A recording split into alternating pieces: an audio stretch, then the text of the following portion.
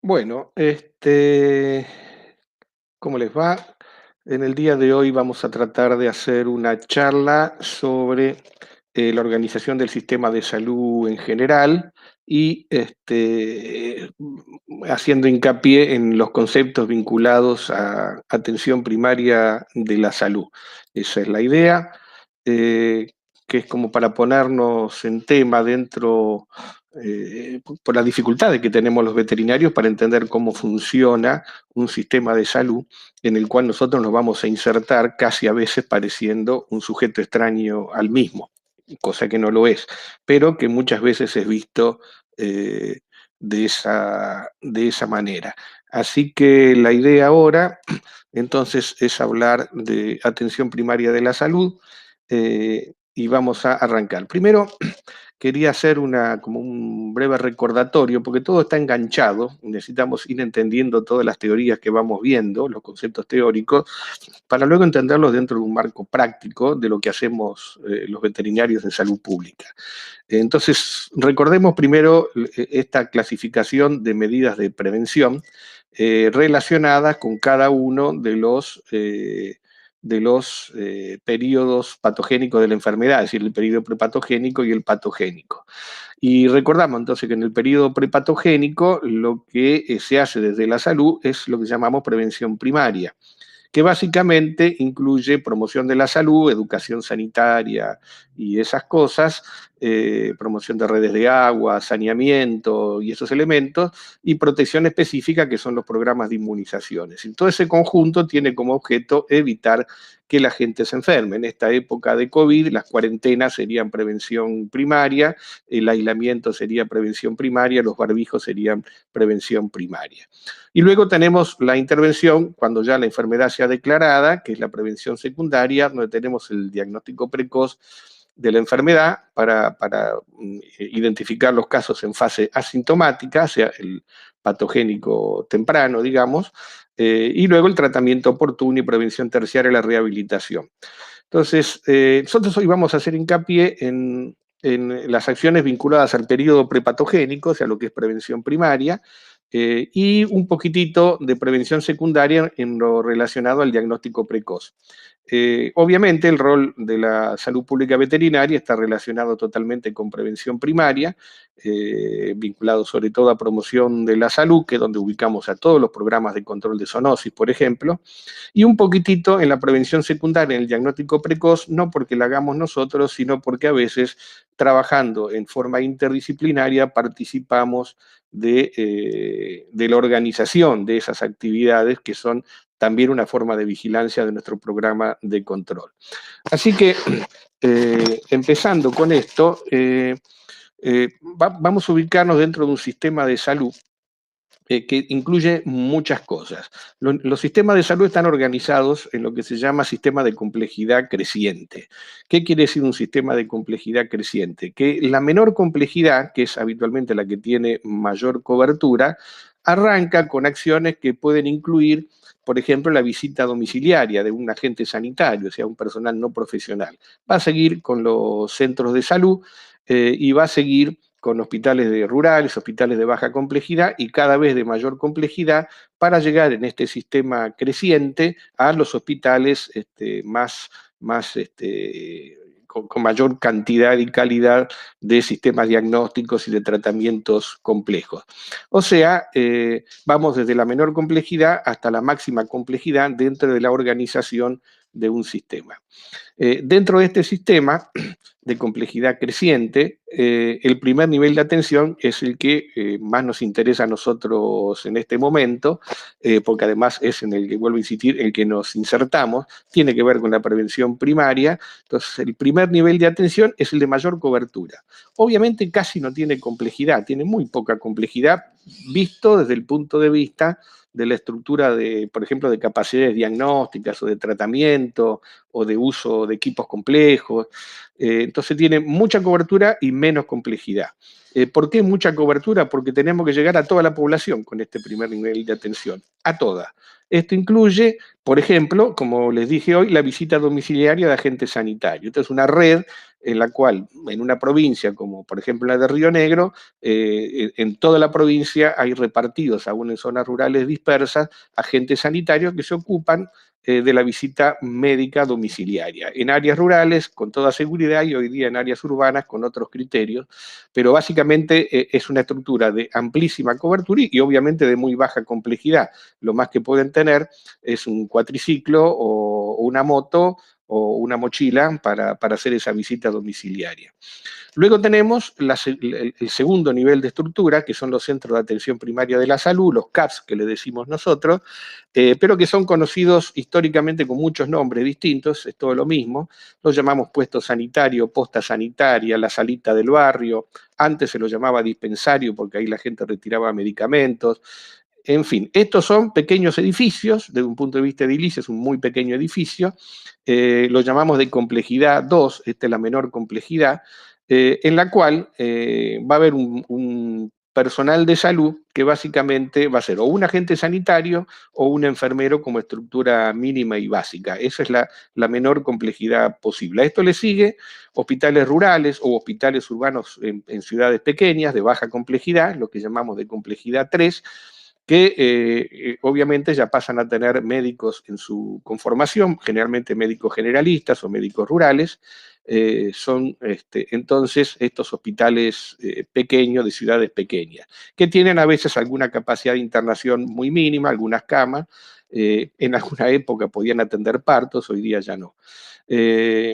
También hay centros de salud familiares según la provincia y la forma de organización, y aquí también insertamos a los servicios de salud pública veterinaria, que pueden tener edificios o estructuras edilicias propias o están insertados adentro de un hospital.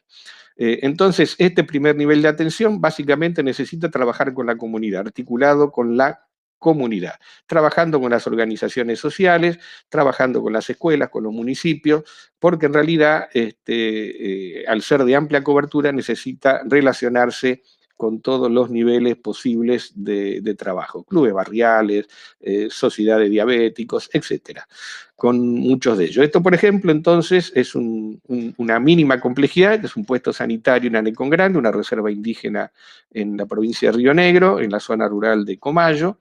Eh, entonces, ¿qué tiene ese puesto sanitario? Un agente sanitario, nada más, ni siquiera personal de enfermería, y que no vive en el puesto, ahí solamente hay un lugar de atención, y a donde regularmente puede venir de visita, lo que se llama la visita médica programada, un médico que viene a atender una vez cada 15 días, por ejemplo, o una vez por semana, o una vez por mes, según la cantidad de gente que haya. Entonces, como dije, los recursos humanos incluyen agentes sanitarios y enfermeros, puede haber médicos generalistas, hay centros de salud más, como el que les mostré recién, que es mínimo, otros centros de salud son más grandes e incluso pueden llegar a tener un médico propio, o sea, un médico que siempre atiende en el mismo lugar. Esto lo vemos en ciudades más grandes, ¿no? Por ejemplo, en San Carlos de Bariloche o en Viedma, en la provincia de Río Negro, los centros de salud urbanos de las grandes ciudades pueden tener ya un médico generalista que se dedique exclusivamente a ese centro de salud, estableciendo una vinculación con la comunidad, que es el objetivo central del centro de salud. Muchas veces pueden tener odontólogo en los hospitales de complejidad 3, generalmente hay uno, puede haber un asistente social, y esa es la planta mínima de uno de estos hospitales rurales, más algún administrativo. Entonces trabajan en prevención primaria, básicamente se encargan de inmunizaciones, promoción de la salud, educación sanitaria y articulan o desarrollan los programas de control de enfermedades que manejan las políticas públicas, control de tuberculosis, de SIDA, control de hidatidosis, de triquinosis, en fin, depende de las enfermedades endemoepidémicas de cada lugar. Pueden incluir también actividades de prevención secundaria, o sea, manejar tratamientos poco complejos, obviamente, en este tipo de hospitales no se hacen tratamientos sofisticados, pero siempre hay que pensar que el 80% de los problemas se resuelven en estos niveles de atención. El dolor de garganta, el dolor de cabeza, la fiebre, la gripe, el resfrío, todas estas cosas se resuelven con tratamientos poco complejos, que son el 80% de los problemas. Y cuando llegan los problemas más complejos, lo que se hace es derivarlos a un centro de mayor complejidad, hospitales de otro rural. En algunos sistemas de salud, estos hospitales rurales, hospitales de baja complejidad, pueden recibir visitas de especialistas ocasionalmente, por ejemplo, obstetricia, pediatría, que a veces una vez por semana o una vez por mes atienden en estos centros de salud. Hoy día generalmente hay extracciones de sangre para análisis también, porque la idea es que el grueso de la población trate de manejarse con su centro de salud y no atiborrar el hospital central, que si no se ve desbordado. Entonces, cuanto más se puede descentralizar actividades en estos centros de salud, es mejor para el sistema. Este es un hospital ya de mayor complejidad, pero rural. Este es el hospital de un pueblito de Comayo, que es un pueblo de 5.000 habitantes. Como vemos, es un hospital que tiene médicos generalistas nada más y odontólogos, aunque se lo ve bonito, pero es un hospital de muy baja complejidad, con alguna capacidad de internación, poca, y cuando los temas se escapan, en ese caso, en ese momento, tenemos que llevarlos a un hospital de mayor complejidad. Disculpen, voy a enchufar la computadora, porque al mejor cazador se le escapa la liebre y se me estaba quedando sin batería, así que disculpen la interrupción. Bueno, luego tenemos el segundo nivel de atención, entonces, que ya tiene menor cobertura, porque obviamente estamos hablando del porcentaje de gente que necesita realmente una atención hospitalaria más compleja, y básicamente está comprendido por hospitales de complejidad intermedia, lo que llamamos hospitales de complejidad 4 o de complejidad 6. Los niveles de complejidad van a depender de la cantidad de especialidades que tengan. Los de complejidad 4 habitualmente tienen lo que se llama las 4 especialidades básicas: clínica, cirugía, obstetricia y pediatría. O sea, cualquier hospital que se precie necesita al menos tener esas 4 especialidades básicas que resuelven el grueso de los problemas de salud. Obviamente, generalmente tienen servicios de salud mental y de odontología, obviamente, rehabilitación pueden tener. Y habitualmente tienen algún servicio de diagnóstico de laboratorio generalmente de no mucha complejidad, y servicio de imágenes. Los de complejidad 6 pueden ya tener más complejidad de laboratorio, hoy día pueden tener PCR, pueden tener ecografía, incluso pueden tener hoy día tomografía o resonancia magnética. O sea, entre esos niveles entonces tenemos mucha más capacidad de detección. Por lo tanto, estos hospitales ya no se relacionan con la comunidad, a pesar de que la mayor parte de ellos tienen un área específica que se llama Departamento de Actividades para el Área, o DAPA, y de ese DAPA dependen los centros de salud que dependen del hospital. Por ejemplo, un hospital ubicado en una ciudad grande va a tener centros de salud barriales que dependen de él. Entonces, el DAPA coordina la actividad de esos centros de salud, como para administrar lo que se llama referencia y contrarreferencia, que es la relación entre los casos que son derivados al hospital de complejidad, y luego tienen que volver a su barrio, y el seguimiento lo hace el centro de salud o el hospital rural de menor complejidad. Eso se llama referencia y contrarreferencia. Aquí tenemos entonces un hospital de complejidad 6, que es el hospital, por ejemplo, de Viedma. La Pampa funciona más o menos igual. Vamos a tener complejidad de 6 en Santa Rosa o en General Pico, y en el grueso de los pueblos hospitales de complejidad 3 o 4, y hospitales rurales y centros de salud. Finalmente, el tercer nivel de atención implica ya mucha más sofisticación. Hay pocos, por ejemplo, la provincia de Río Negro no tiene ninguno. Hablamos de hospitales de complejidad 8, nosotros tenemos en Río Negro complejidad 6, y son donde ya se van incorporando subespecialidades. Ya no hay solamente un cardiólogo, sino que puede haber un cardiólogo infantil, un pediatra infantil, neurocirugía, bueno, obviamente.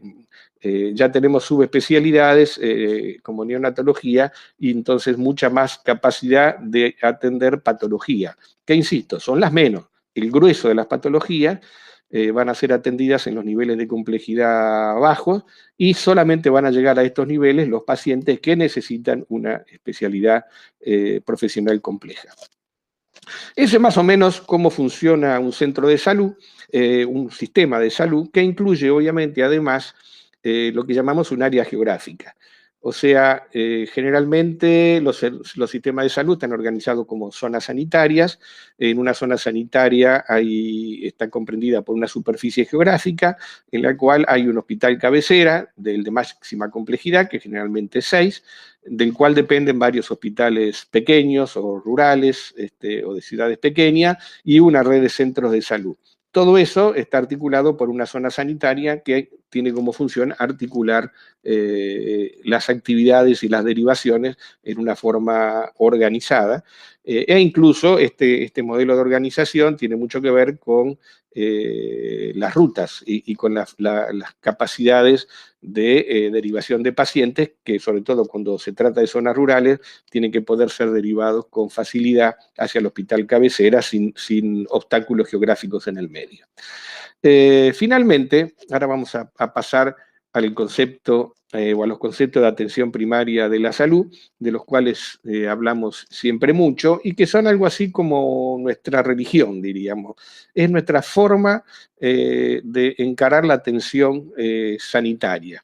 Y prácticamente, bueno, los servicios de salud pública y veterinaria están totalmente compenetrados o metidos dentro de estos conceptos de atención primaria de la salud. Estos conceptos nacen en una conferencia en Rusia, en Alma-Ata, una ciudad, que se desarrolla con la participación organizada por la Organización Mundial de la Salud en 1978, con participación de todos los países. No es que antes no había organización sanitaria, no estaban definidos tan claramente los conceptos como tuvieron a partir de Alma-Ata. Antes de eso teníamos, por ejemplo, programas de salud rural, que manejaban criterios que luego dan pie, por ejemplo, a estas diferencias o cosas de Alma-Ata.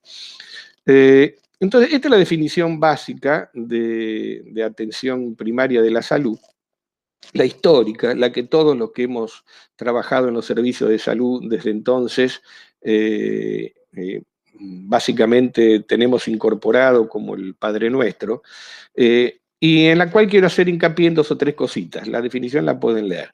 Entonces dice que la asistencia sanitaria está basada en métodos y tecnologías prácticas, científicamente fundadas y socialmente aceptables. Esto es un criterio. En primer lugar, tenemos que hacer cosas que sean prácticas y que tengan base científica y que sean aceptadas por la comunidad. Cuando uno dice que sean aceptadas por la comunidad, quiere decir que tenemos que tener en cuenta los criterios y los saberes de la gente. Y le voy a dar un ejemplo muy sencillo. La población de origen mapuche tiene la costumbre de tener sus partos, las mujeres, en cuclillas. Entonces, obviamente, si la llevamos a una sala de parto para ponerla acostada y con las piernas para arriba, eso no es socialmente aceptable. Entonces, cuando vamos a desarrollar que hacer cosas con la comunidad, entonces tenemos que tener claro que las prácticas que vamos a hacer sean aceptables y científicamente fundadas. Atención primaria de la salud no es salud de mala calidad. La atención primaria de la salud tenemos que manejarnos con criterios científicamente fundados, como se hace en los otros niveles de complejidad. No hablamos de mala calidad de la atención. Luego el segundo criterio es puesto al alcance de todos. Esto hoy día se hace cada vez más hincapié, tiene que ver con la equidad y tiene que ver con la cobertura. O sea que todos tienen que poder acceder a los servicios de salud. Todos. Cuando se dice todos, son todos. Y fundamentalmente lo que más los precisan, que son los más marginados. El otro criterio, tercer criterio, es el de participación. Se busca que la gente sea partícipe de los programas de salud y de los desarrollos sanitarios, y no que sea una decisión institucional vertical tomada por alguien que se cree dueño del saber y que le dice a todo el mundo lo que tiene que hacer. Hay que lograr la participación de la gente, sobre todo en los programas de salud, para que estos programas realmente tengan alguna capacidad de éxito. Y el siguiente concepto es fundamental, a un costo que la comunidad y el país lo puedan soportar. ¿Qué quiere decir esto? Tenemos que desarrollar cosas que se puedan financiar. Si yo quiero hacer un trabajo con un screening con PCR en una enfermedad, en hidatidosis, por ejemplo, y probablemente no lo podamos hacer. porque el costo no se puede soportar. Entonces tenemos que buscar a lo mejor una técnica más sencilla, pero más barata, la mejor posible, pero con una tecnología, con un costo que pueda ser soportado por el sistema de salud. Esos son entonces los criterios básicos: tecnologías prácticas y científicamente fundadas, aceptables por la comunidad, con participación de la comunidad y a un costo que sea aceptable. A partir de los criterios de atención primaria de la salud, entonces, hay algunas cosas que han ido madurando del 78 hasta ahora y cada vez han ido quedando más en evidencia y se han ido especificando cada vez más. El primero es que la promoción de la salud es básico para el desarrollo de los sistemas. Ya no es solamente tener altas tecnologías en hospitales de alta complejidad, sino promoción de la salud para que llegue menos gente a la alta tecnología. Cuando uno dice, como un ejemplo práctico para que lo entendamos, si bajamos el consumo de sal, por ejemplo en el pan y en todas las comidas, que es una actividad muy veterinaria, vamos a disminuir la cantidad de hipertensos, y si disminuimos la cantidad de hipertensos, vamos a disminuir enormemente la cantidad de diálisis renales que se hacen, que son carísimas para el sistema de salud. Entonces, cuando uno habla de promoción de la salud, está hablando de hechos centrales. No precisamos poner más centros de diálisis de renal, sino que lo que precisamos es bajar el consumo de sal para llegar a un resultado aceptable. El siguiente concepto es la relación entre salud y el desarrollo económico y social.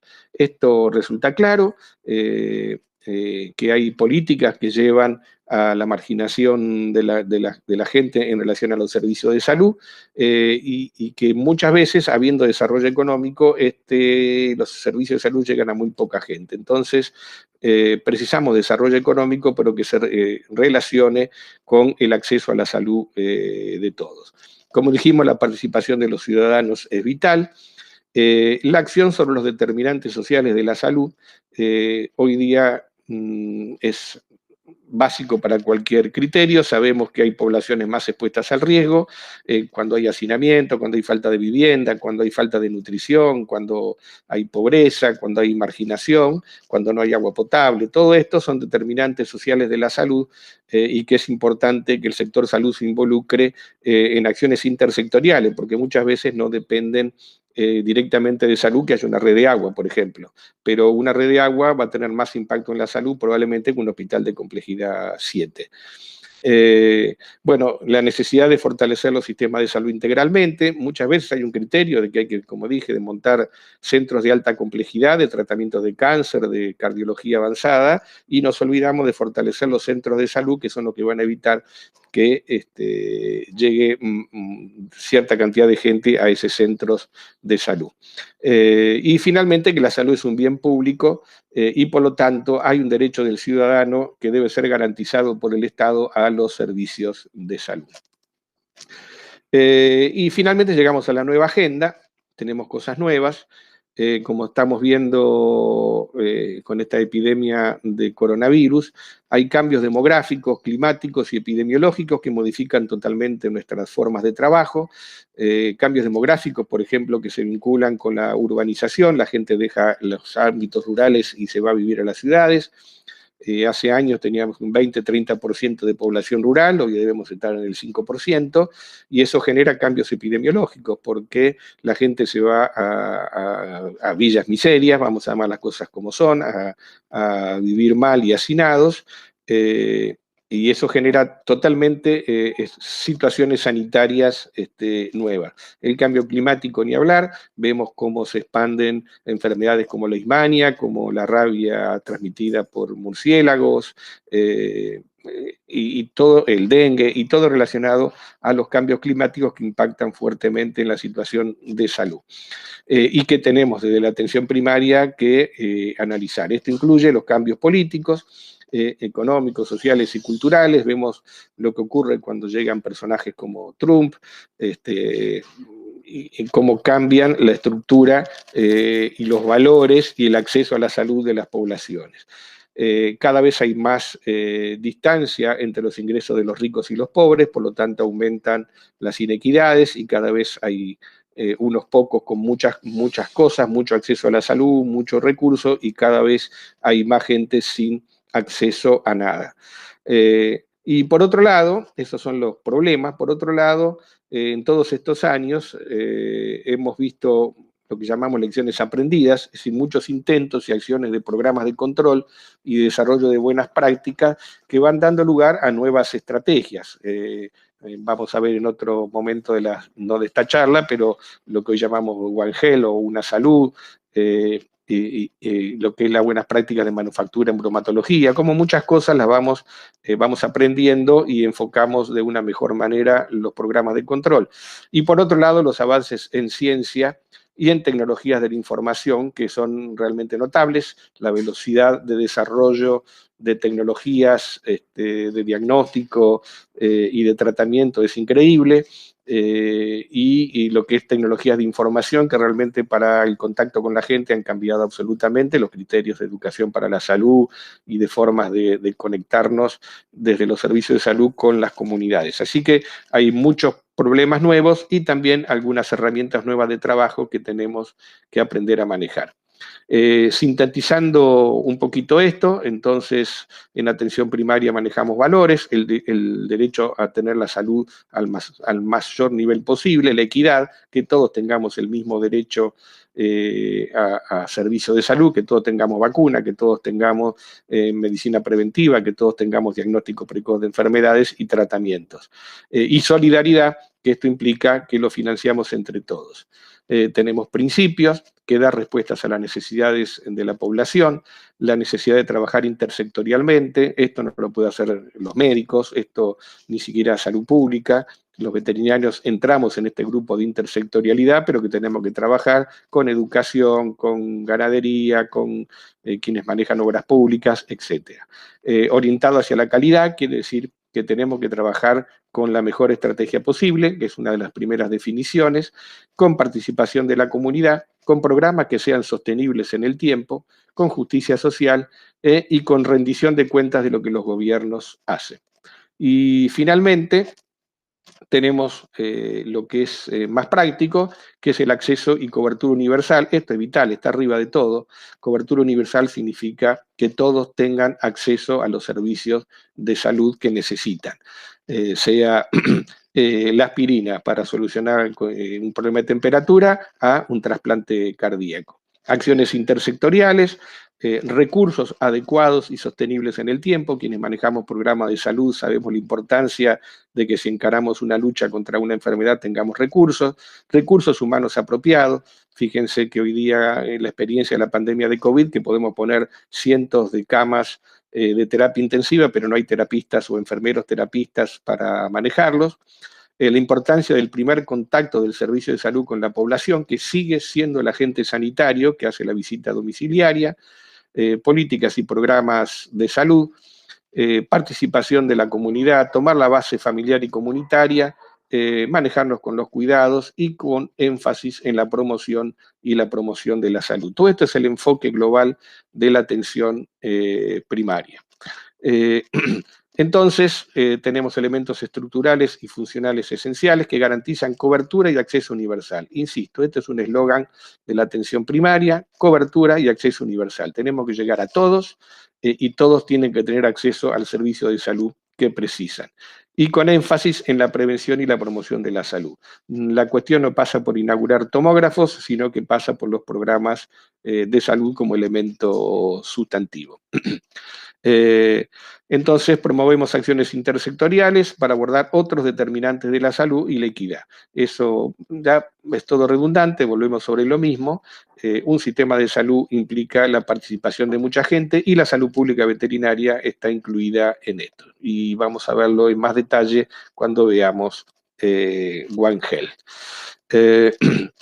¿Para qué o qué logra todo esto? Tener mejores resultados de salud, mejores indicadores de salud de la población, mayor equidad en el acceso a los servicios, mayor eficiencia global del sistema, y estos son menores costos. Si realmente la atención primaria funcionara, bajamos los costos, como les decía el ejemplo de la sal y la diálisis renal, es probablemente el mejor sistema. Les podría hablar de hidatidosis, que tenían 30 días de internación cuando eran quistes grandes, y con el diagnóstico precoz de quistes pequeños, la internación pasa a 7 días o a tratamiento con medicamentos, y por lo tanto los costos por el sistema son infinitamente menores. Y todo eso, obviamente, satisfacción de los usuarios y satisfacción de los servicios de salud.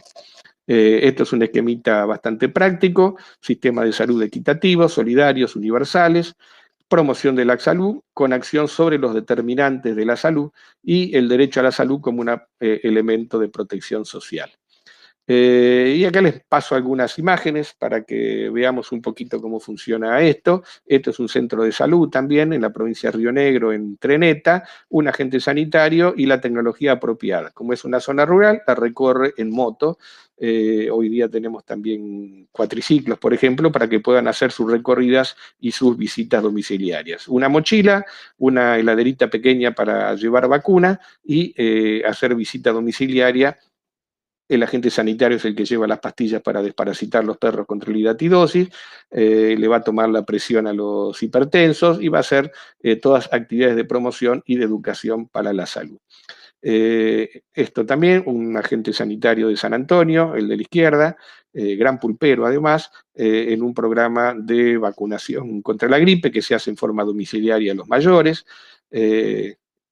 Esto, Senaricón Grande también, el control de los adultos mayores y el control de la calidad del agua de bebida. Esto es hidatidosis. Esto es la importancia del diagnóstico precoz, acá donde les decía, si bien el diagnóstico precoz ecográfico en hidatidosis lo hace un médico, obviamente, médico generalista o un médico especializado, son catastros en donde se estudia a todos los chicos, y ese catastro es organizado por el Servicio de Salud Pública Veterinaria. O sea que hay un trabajo conjunto y coordinado en atención primaria, entre los servicios médicos y de los servicios veterinarios, que en este caso hacen la logística para que los médicos tengan todo organizado para hacer el catastro. Y a su vez el programa de control de hidatidosis tiene información de vigilancia para ver el impacto del programa en la población escolar. Y fíjense que en este, que es un centro de salud, la información que vemos atrás es de síndrome hemolítico y de hantavirus, o sea que estamos hablando de prevención de la salud en un centro de salud y trabajando con 3 zoonosis. El médico está buscando hidatidosis y estamos informando sobre síndrome urémico y sobre hantavirus. Elementos como promoción del lavado de manos. Fíjense que todos los brotes de diarrea y el aumento de las diarreas infantiles con los costos de mortalidad se solucionan con agua y jabón. Esto es tecnología apropiada y es promoción de la salud. Cuando se hacen campañas de lavado de manos reales, bajan las enfermedades diarreicas en el verano. Fíjense qué sencillito y qué barato. Ni hablar en las épocas de COVID, donde lo que estamos hablando es lavado de manos, alcohol en gel y barbijo. Todo eso salva vidas. Hoy día están de moda las campañas de mejora de la actividad física, sobre todo para adultos mayores, en donde los centros de salud ya no solamente atienden y recetan aspirinas, como era antes los dispensarios, sino que organizan grupos comunitarios para trabajar, por ejemplo, en desarrollar acciones de esta naturaleza de actividad física. También dentro de esto están los servicios de salud pública veterinaria. Esto es el programa de vacunación de hidatidosis de ovinos. Ahí tenemos de gorrita azul un veterinario que está vacunando, y el que está teniendo el cordero es un agente sanitario de un paraje rural que es Manuel Choic, el amigo López.